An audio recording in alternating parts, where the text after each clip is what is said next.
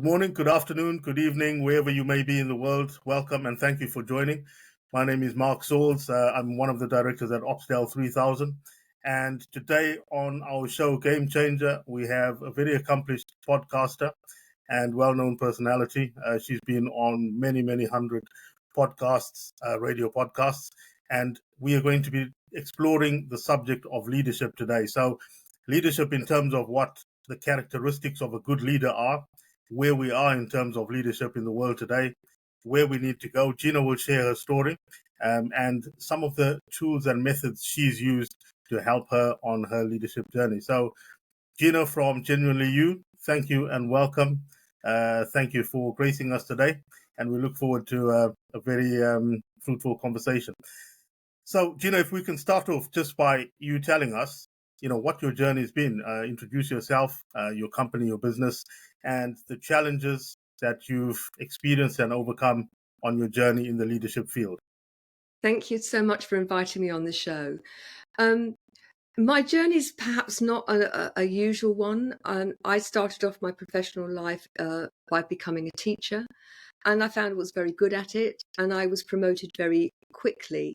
So I became the deputy head of a large school, or deputy principal of a large school, at the age of 28. And I was appointed to be the catalyst for change. I was the youngest bar two on the staff. And for the first 6 months, I worked with John Hughes, the then principal head, strategically identifying how we were going to move the school forward. And by February, which is a week's holiday in the UK, we'd got everything in place and we were starting to implement those plans. And I went off for a week skiing, and I loved to ski. I was a proficient skier, but I had a new pair of skis. And in those days, the style was to have longer skis. And so I'd bought a pair of skis that were 10 centimeters longer than I was used to. And I proceeded to wrap them around my neck several times during the week. Had a bad fall on the Thursday and said to my friends, look, I'm going to go and get my confidence back. You go off and ski, leave me to it. And they said, meet us for lunch, which I did. They said, we found this amazing new run, 6 kilometer run, Red Run, come and join us. And it was a beautiful day. Sun was shining. The mountains looked magnificent. And off we went up on the chairlift, and I followed them. And we turned the corner, and it was pretty evident that wasn't where they meant to be. And so instead of being on this beautiful red run, we were on a black diamond run with 6-foot moguls, very, very steep. And there was no way back. Now I'd skied black runs before, but nothing quite like this. And so I skied the first third. I then had a bad fall, and it took me about 20 minutes to reach my friends, who were all sitting on a 6-foot mogul, rather like an elf sitting on a mushroom in a fairy story. Took my skis off, was sitting with them, and suddenly the mogul gave way. And I found myself falling, nowhere to land. And the last thing I remember is a scream and it all going black. I've no idea how long it took for me to come to, but I'm told I fell around 200 feet. The one good thing about it is with the skiing in the falls, I was at the bottom of the slope, and I was determined not to have the blood wagon, the ambulance. And so they helped me back to the hotel. I was in somewhat of a state, and I travelled home the next day. And it took me 3 or 4 weeks to get back to school. And I wasn't right by any means, but I was given permission that I could go on the borough ski trip, and I was the deputy leader for that. And so off we went to Switzerland. And as the week went on, I became more and more like Quasimodo. And on the last evening, I said to my colleagues, I've got to go and lie down. And within a very few minutes, I found I was paralyzed down one side.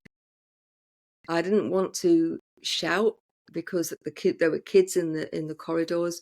And so perhaps the longest time in my life is waiting for somebody to come into my room to see how I was. I was carted off to hospital, and a week later flown home and back into hospital. And I didn't actually get back into school until late May. And I sort of limped my way to the end of the term, looking forward to the fact that I was going to have 6 weeks holiday where I could really start to recover. But that wasn't to be.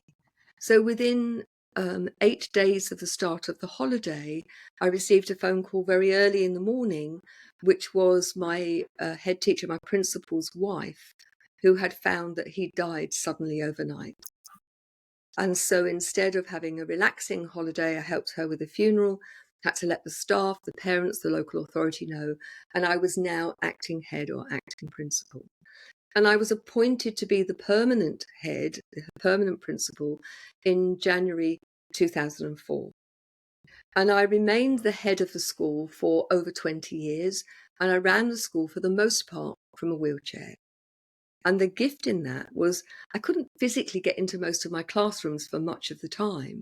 So I had to find a way of helping people take radical responsibility for their own performance and a shared responsibility with the team. It was highly successful. We had lots of awards and kite marks. We were on the best 100 schools in England list twice during my tenure. Now, whilst I was a serving head, I went out and I earned an income by being an advisor, I worked for the National College of Leadership as a trainer facilitator, and for the London Institute as a trainer facilitator, assessor, as a workforce reform advisor, as an Ofsted inspector. Not all at the same time, but over 20 years, you'll appreciate that's a lot of time. Did most of the work in my own time, but it meant I brought a budget into school and it kept the school at cutting edge. And for me, work was a great controller of pain. While I was doing something that I loved and I was passionate about, I could switch the body off. But back to leadership.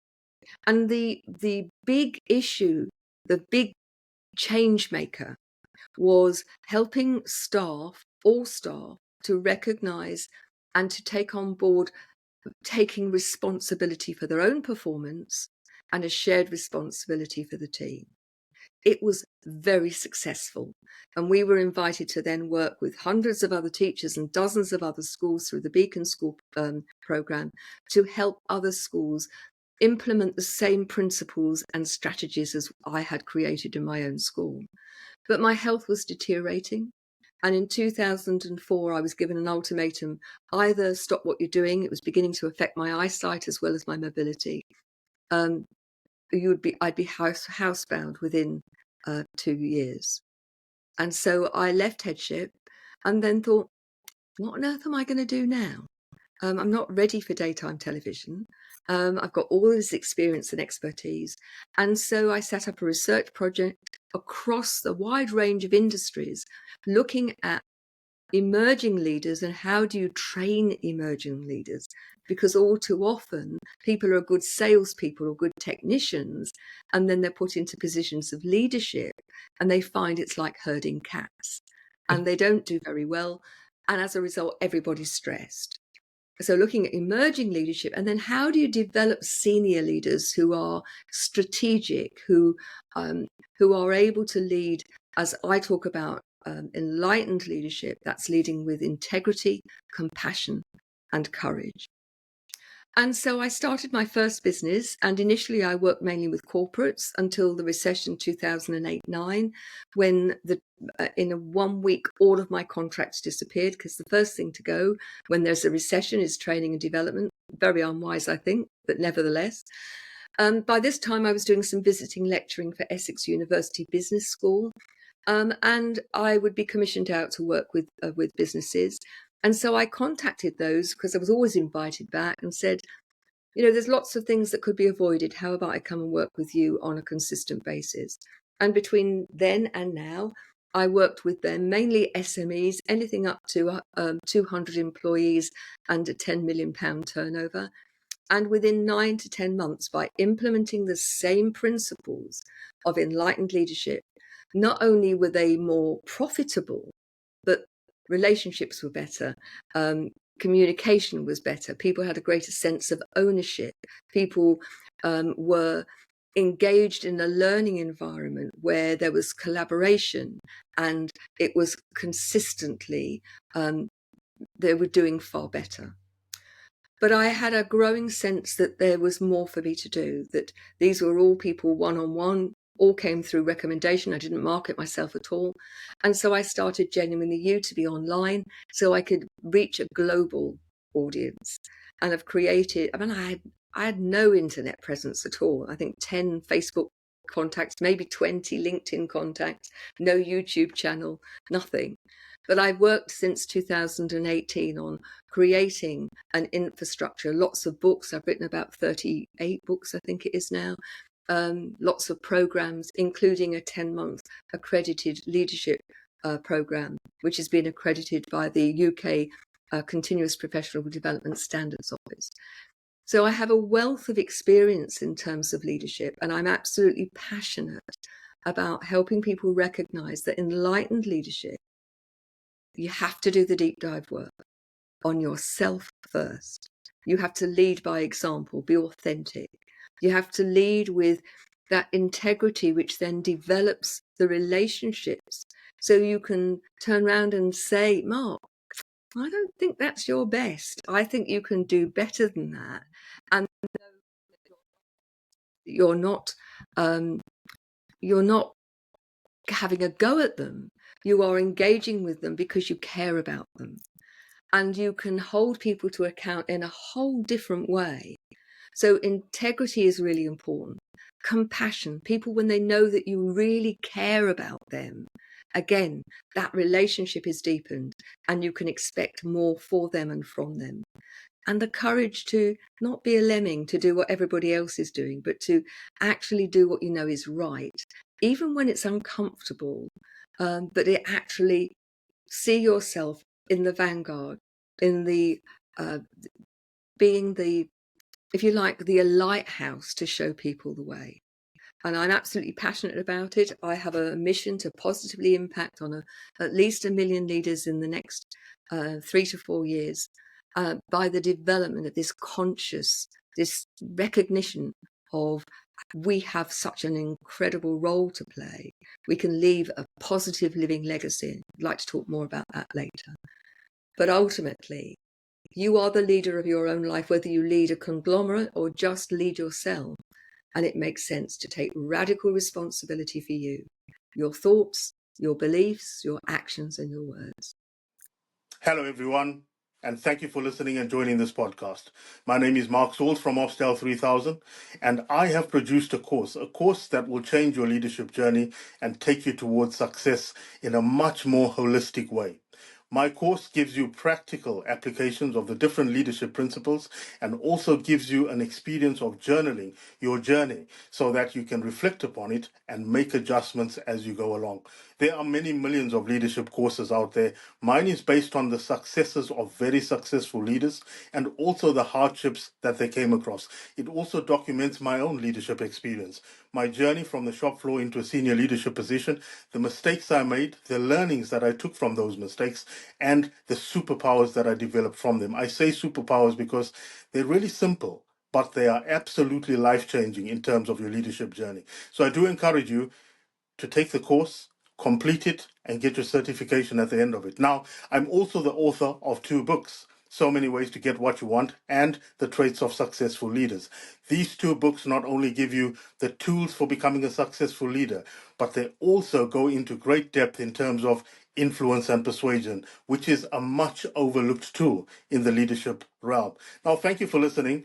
Please do take the opportunity to read the books and do the course. Now let's get back to the podcast. That's powerful stuff there, Gina. Thank you for sharing that.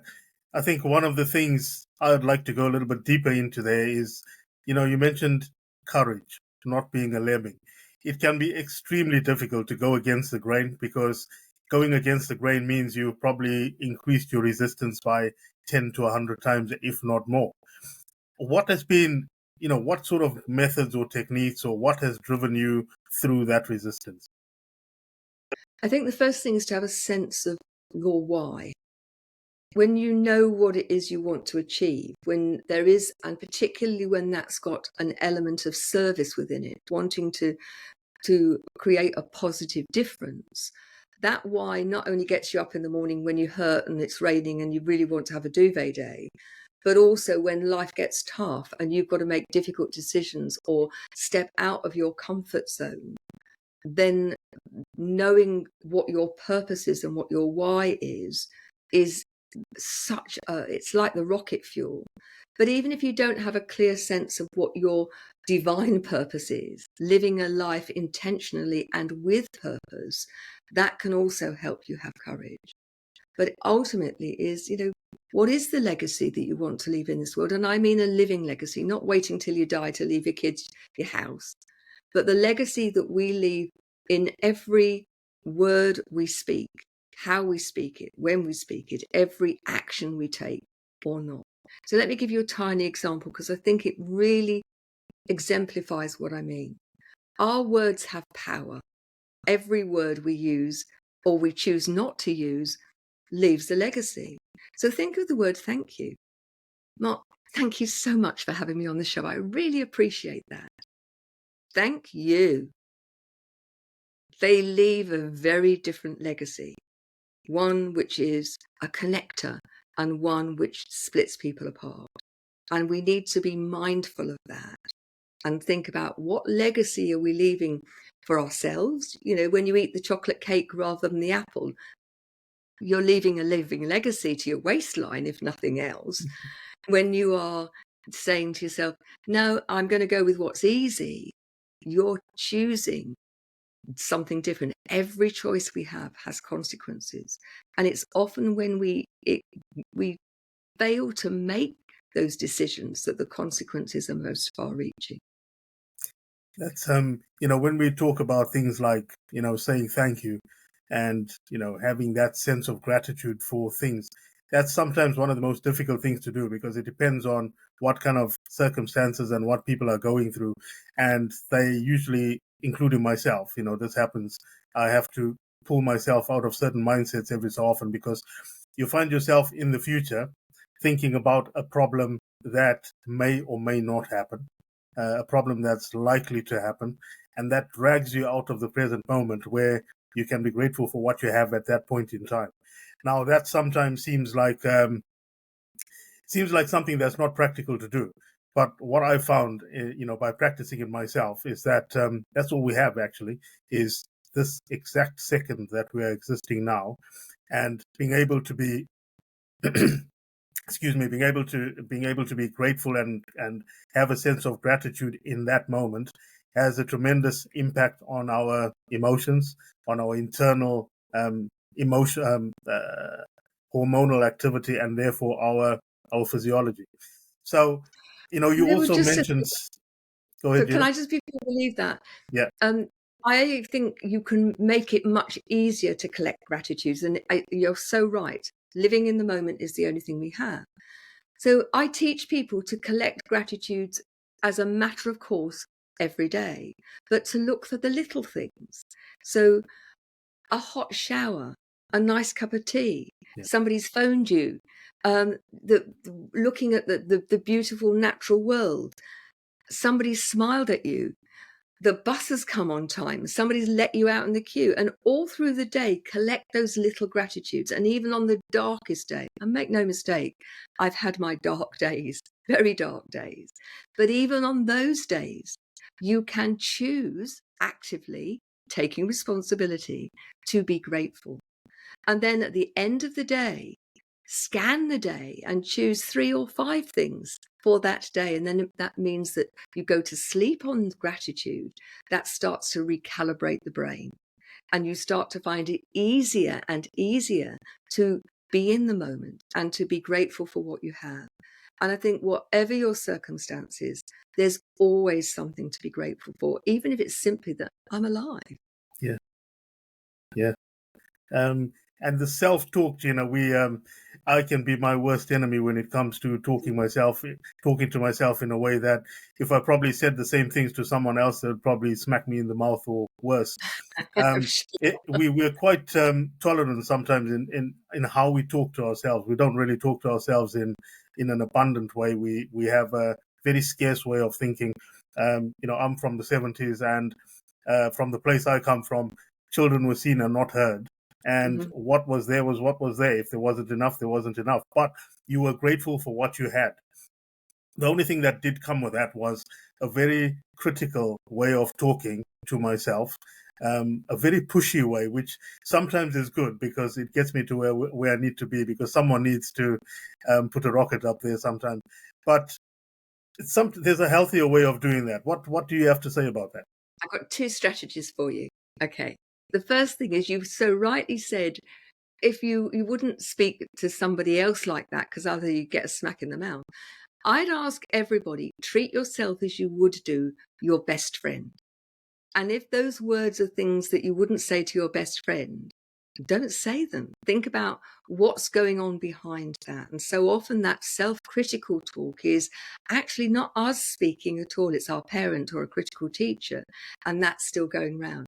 But I want to share with you a strategy that came out of working with a client. And we were talking about self-talk, and she said, it's as if I've got a parrot squawking in my head all the time. It's just saying terrible things. So I said to her, what would you do if you had a parrot in a cage and you wanted it to be quiet? Not that I approve of parrots in cages. I think they should be free, but there we go. And she said, I put a cloth over the cage, because when you put them in the dark, they go quiet. She said, I'm going to go one better, and excuse the language. She said, I'm going to shoot the bloody parrot. And it made her laugh, and it made me laugh. And so I say to people, if you've got that voice in your head, imagine a cartoon parrot. Imagine you've got a great big gun and shoot the bloody parrot. Because ultimately, the reality is you are choosing that particular self-talk. It's never going to move you forward. It's like sitting in a rocking chair and expecting it to take you up the M1. It just goes on and on and on and on, going nowhere. So think first and foremost about treating yourself no better, but no worse in every aspect as a good friend. And secondly, if you've got that voice in your head, just shoot it. That's I'm gonna do that. It's definitely something that I need to do. It's something I've been working on for probably the last 10 years. And in my studies and efforts towards self-development and self-improvement, it's one of the things that I found has come up very often. And especially in terms of your thoughts are not your own. A lot of our thoughts, as you say, do come from our parents. They come from people that we grew up with, trusted personalities, cultures and communities, and the way things are done becomes our way of doing things, when actually it's not our way of doing things. We're just perpetuating a system that was probably suitable at a certain time and place, but no longer suitable today. So it's about evolving, I think, and realizing what principles serve you well. I was very well known for standing by certain principles and being completely unmovable when it came to them. But it sometimes takes events to happen in your life for you to examine those principles and see whether they are actually serving you well. And I have a particular motto, which is, so long as you don't bring harm to anyone else or yourself, then usually it's good to go. And sometimes that takes it puts many principles in under the microscope, so you can actually examine them and see, this is not harmful to anyone, anything, or any person. But in fact, by sticking to these principles and ways of doing things, just because I've always done them this way, it's actually not just harming myself, but it's also preventing me from helping other people and taking them on a journey forward. Absolutely. You did, I mean, you when you mentioned the accidents, that you had on your ski trip, Gina, I worked with two people who had experienced something similar, going skiing. Now, thankfully, I'm not a person of the ice. I prefer to keep my feet on any ground that's above zero. I don't like to do anything that involves any cold. What drove you through that? There must have been some internal energy that you found to bring yourself through such a tough time. I think once again, it's about purpose. I wasn't very happy at school, and when I became a teacher and then a head teacher, a principal, I was determined that the young people that went through my school or my class and then my school were going to have the best education that it was possible to give them a love for learning, keep so that they could be happy and safe and that they would become productive members of society, and that my staff, teaching and non-teaching, would be the best possible professionals that they could be. And so my work was about bringing about this constant strive for excellence. And I think one of the to leaders who are listening to this, so often leaders use these words like excellence, but they mean nothing. And so where we differed is we then started to unpick, what does excellence look like in the context of? So when it was school, it was lesson planning and discipline, it was relationships. But when, for example, I worked with a hotel, it was, what does excellence look like in the context of cleaning a bathroom or a bedroom or in a meal? And we then unpicked what these words actually meant, and they became part of everyday parlance. And so they had real meaning. So I think that first thing, purpose. The second thing is, so let me share a situation with you. So during my 20 years, I had two failed back surgeries because I ruptured discs. And I came out of hospital both times. I was in hospital several weeks, but I'll talk about the second trip. I came out on the Friday before bank holiday, the bank holiday weekend.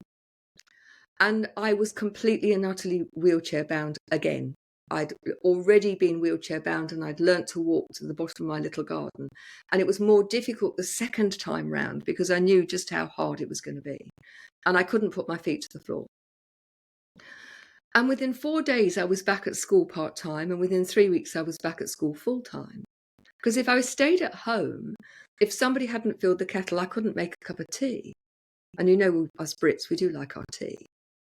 And the only thing I had was to read or to watch the telly. Or I could go into school and I could use my brain. I could use my mouth, which patently works. My hands, my eyes were working. And I could operate and run my school. Or I could sit at home and contemplate what I couldn't do. So for me, one of the big things about moving forward is contemplating what you can do, what you're capable of. And to add to that, 2 years after I left headship, by this time I was already an NLP master practitioner, neuro-linguistic programming. But I went to see many people use it. And I ended up at the Excel Centre in London, and there were 10,000 people on the course. And Tony Robbins was running it, and he talked about a program he was going to run in California, and I completely dismissed it out of hand. I didn't have an electric travel chair, I'd go on my own, blah-de-blah-de-blah. Now, bearing in mind that I'd for years gone and worked all over the country in these different roles, but I'd always had the same taxi driver, took me, waited and brought me home. That evening we did the firewalk, and for those of you that don't know what a firewalk is, you walk in bare feet across hot coals about 30 feet. Now, at this time, I'd had a spinal stimulator fitted and internally, and it took me 2 years to walk from my bed to my bathroom 10 steps. 2 years. And this, I could walk 10 steps, but I wanted to do this, and it was 30 steps. So with somebody holding my arm each side, I did the firewalk, and I was absolutely over the moon. And I sat back in my wheelchair, but here's the kicker. The guy behind me was a double amputee, no legs below the knee. He turned himself on his hands and he walked those hot coals in his hands. And in that moment, I thought, I'm self-limiting. I went and booked my ticket. I booked my flight. I went and did the course. I did all of his stuff, became a senior leader. I've traveled the world for pleasure and for work. Why? Because that man, whose name I do not know, demonstrated to me that I was self-limiting. And the reason I share this story is we're all self-limiting. So my challenge to you and our viewers, our listeners, is how are you self-limiting? And what are you going to do differently? What's going to be your reaction to this guy who didn't let anything get in his way and who taught me the only thing that will limit us really is us? Yeah. I think I read something about that many years ago, but just talking about it now, it brings it into a whole different perspective because talking about NLP, I'm also an NLP practitioner. I took an interest in that in 2012, I think. And yes, I've been on and off practicing it, with people. But applying it to my own life as well in an on and off sort of way. But probably in the last 3 years, 3 to 5 years, I began bringing more of those principles, especially feelings are not facts. That's a very big one for me, because sometimes we are driven by our feelings to do things that are not just personally destructive, but destructive to relationships, destructive to progress. They're almost like self-sabotage. And, because our behavior is driven by our feelings, it's really important to keep in touch with that fact. In terms of NLP, Gina, what if you had three things? I know it's an absolutely vast field, and you mentioned Tony Robbins as well. He definitely is the go-to guy when it comes to things like that. In terms of three principles, if you had to give people three main guiding things, just to start off with, what would you suggest?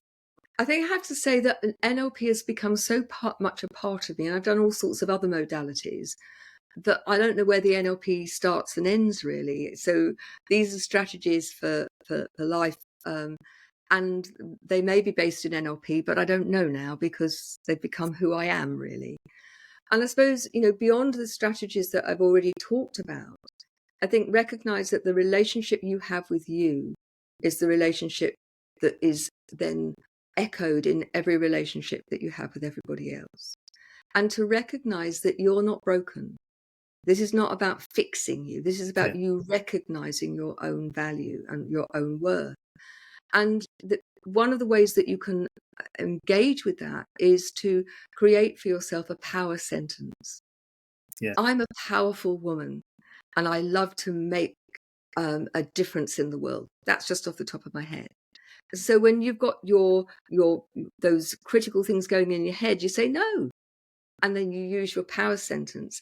But you also use it when you're walking, because when you actually do it with the exercise, it gets into your muscle memory. Yeah. And I think there's one thing that can make a real difference. And there's a woman called Marissa Peer. I was on a course, and she was talking about a situation where she's a hypnotherapist, very, very successful, works with the rich and famous with fees that you and I could only dream about. And a TV producer said to her, "Will you go and work with this actor? He's halfway through us filming a series, and he's talking about walking off the set, and it would cost us millions." She said, "Yeah, no problem." And he said, "Well, what sort of car do you drive?" And she looked a bit strange and said, "What do you mean, what sort of car do you drive?" "I drive." She said, "I drive a Ford." He said, "Don't drive your Ford to him. He won't have it on the forecourt." Anyway, on the assigned time, she arrived. He opened the door and said, "What's that lump of crap doing on my forecourt?" She said, "Well, I'm here now anyway. Why don't I come in?" He said, "You can't help me. You've got no idea. You can't help me." She said, "Well, I think I've got a pretty good idea what the problem is already. Come on, let's have a cup of tea." She was English, by the way. So they sat down, and over a cup of tea, it emerged that his father had been an incredibly successful lawyer, that when he said he wanted to be an actor, had thrown his toys out of the pram and had said, "If you go to be an actor, I'll disown you." And he had gone to be an actor and had not made it before his father suddenly died. And she said, "What you're trying to do is to prove to everybody that you're enough." So she took a red lipstick. I do not recommend this. It is the very devil to get off the mirrors, and write on every mirror, "I am enough." And every time you go past it, to say with some real welly, "I am enough." Now, I was running a women's empowerment group at this time, and I thought, well, this sounds like a really good idea. I wonder if it works. So I made some posters, because I realized that lipstick was going to be a pain. And I asked them to put 6 posters around the house. And every time they went past those posters, and I slightly changed it, say "I am enough" 3 times in this way. I am enough. I am enough. I am enough. And they came back the next month and they said, "It's amazing. I've tackled my boss. I feel more assertive. My children are listening to me better. I feel better in myself." So do the "I am enough." And if you want some lovely has some beautiful A5 posters made, you can find them on my website, and you can put those up on your fridge, on the back of your wardrobe, on the back of the wall, the loo door if you're a lady, behind the loo if you're a gentleman, in the hall, so that you see them several times a day and say with conviction, because you are enough. And the third thing is, Become the journalist of your own life and look at the patterns of your words, your thoughts, your actions, and so on. And ask yourself, do these empower me? Do they empower other people? Do these serve me? If they serve you, they're keepers. If they don't, it's time to do something about it. And a bonus point, reach out for help.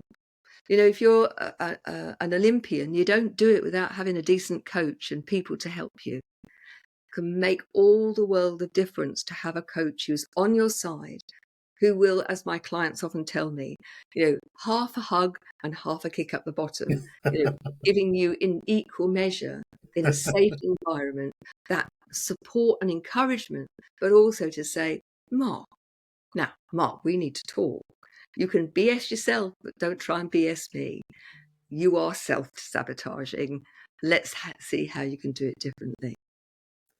Yes, it's that principle of accountability. When I first went into business, someone advised me to have someone that, an accountable partner that can have that straight talk with you, because sometimes we know what we're doing wrong, but for some reason we continue on that path.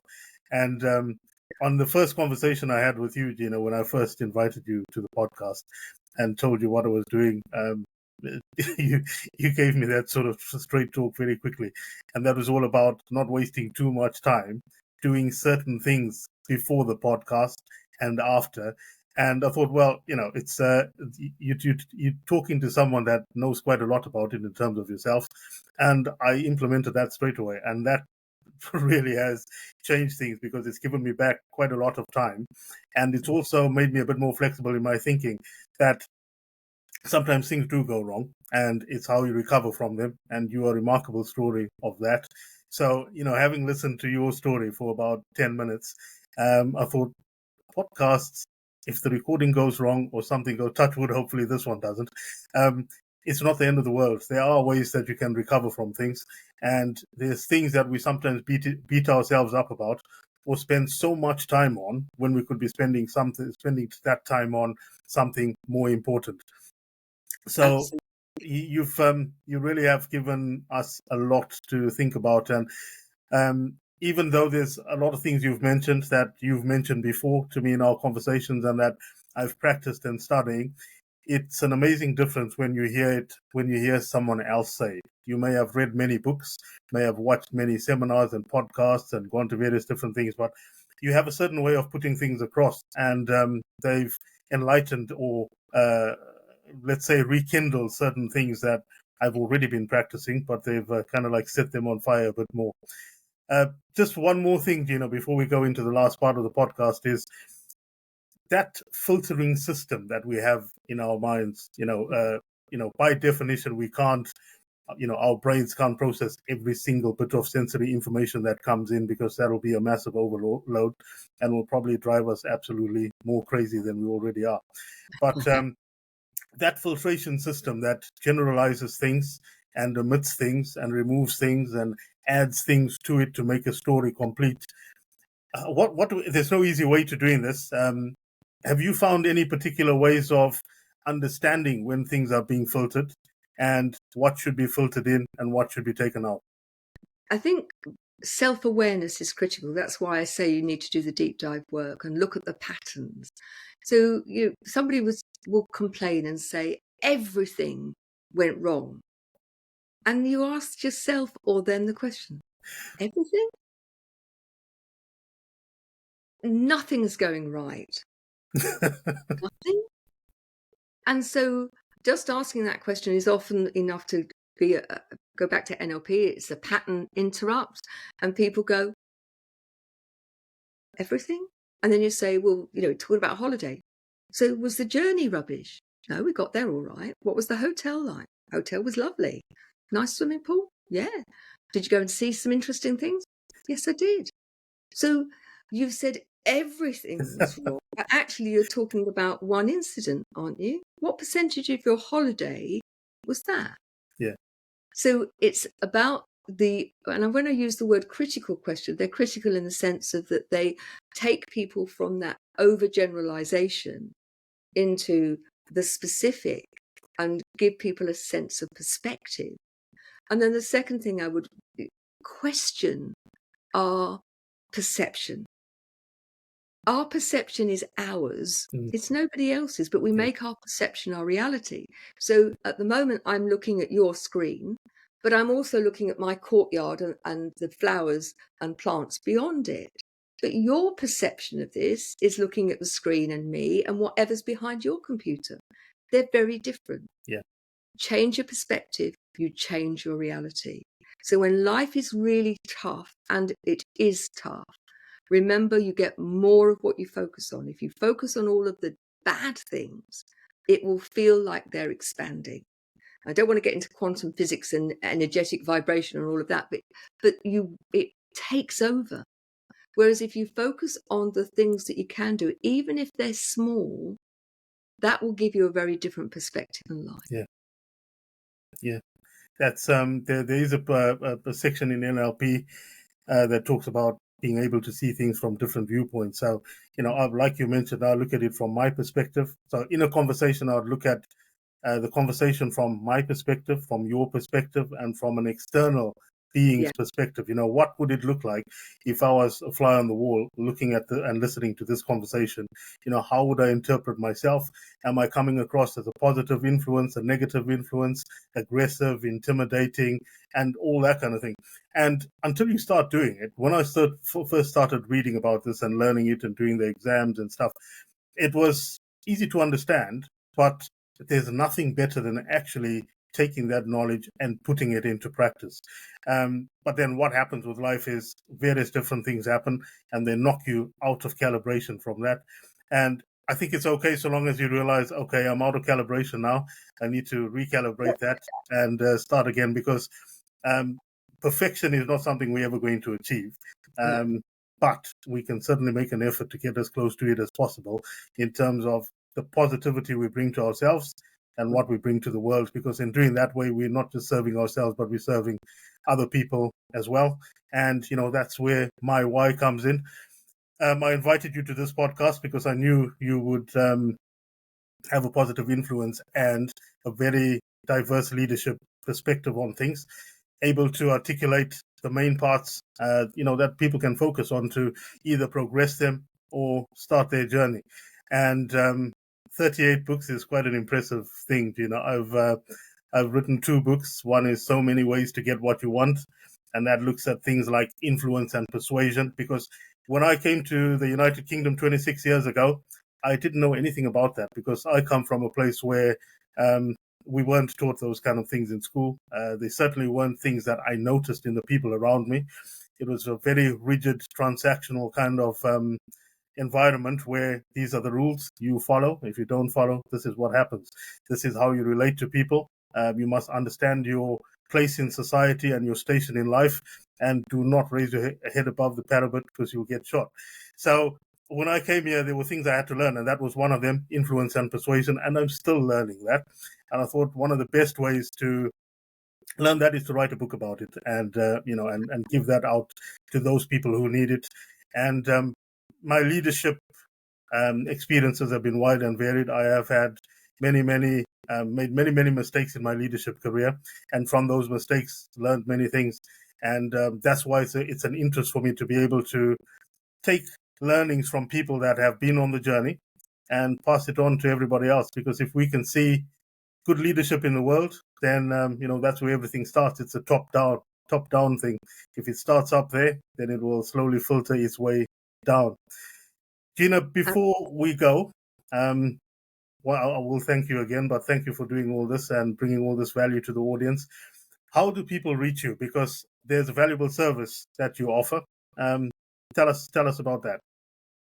So you can go to a Linktree, Gina Gardiner. It's got lots of different links there. But my main 2 sites really are, or 3, genuinely-u.com, enlightenedleadership.co, and ginagardinerassociates.co.uk. But if you want to contact me, and if you want a free spiritual leadership blueprint, email me at Gina, Gina, at genuinely, genuinely-u.com. That's Gina at genuinely-u.com. Put blueprint in the subject line, and I will send you a free spiritual leadership blueprint, which I've just created. And that gives you an opportunity to audit where you are now and to think about perhaps leading in a more conscious, enlightened way. That's definitely something I'm going to do myself, Gina, because learning is an everlasting journey, and I've still got a long way to go. So, just Gina, one last thing. If you want to listen to my radio show, you can listen to that from a free app on Brushwood Media Network. It's called Gina Gardiner and Friends. Excellent. So I'll put all the contact details on, and people will be able to have your contact details and contact you for more. Brilliant. Thank you so much for the opportunity. It's been a pleasure. Thank you very much for coming on this. It's been a long wait, but worth the while. And to everyone out there, thank you very much once again for listening and watching this podcast. If there's anything else you feel that we need to do, please feel free to like, subscribe, and comment. This is one thing I always forget to say, so I haven't forgotten today.